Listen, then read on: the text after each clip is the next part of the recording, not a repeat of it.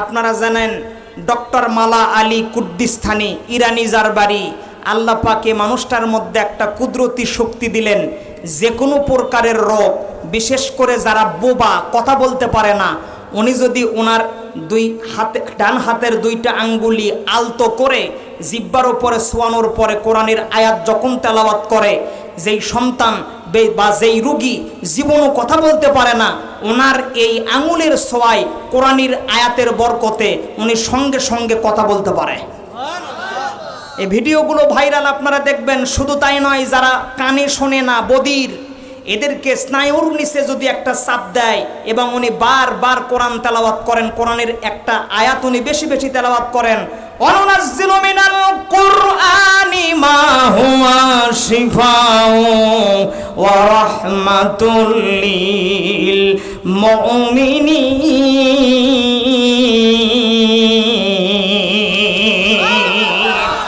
দুই হাত দেখান না কেন? জোরে বলেন আল্লাহু আকবার। এই আয়াতটা উনি বারবার তেলাওয়াত করে যে কোনো ধরনের রোগী উনি যদি স্পর্শ করে, উনি যদি হাতের আঙ্গুল দেয়, উনি যদি হাতটা লাগায়, সঙ্গে সঙ্গে সে রোগগুলো ভালো হয়ে যায়। চিৎকার করে বলেন সুবহানাল্লাহ।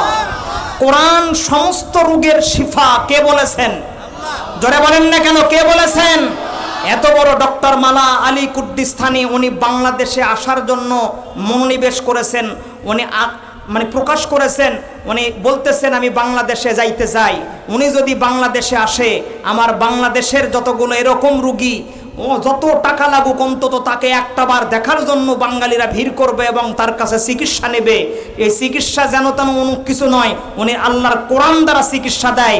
এত বড় একজন মহান মানুষ ডক্টর মালা আলী কুর্দিস্তানি আমাদের বাংলাদেশে আসুক এবং এই সমস্ত রোগের চিকিৎসা করুক।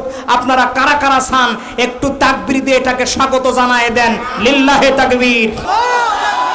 আল্লাহ পাক এই মহান মানুষকে আমাদের বাংলাদেশে নিয়ে আসুক। আল্লাহ পাক যেন কবুল করে নেয়। চিৎকার করে আরেকবার একটু বলেন আমিন। আরেকবার বলেন আমিন।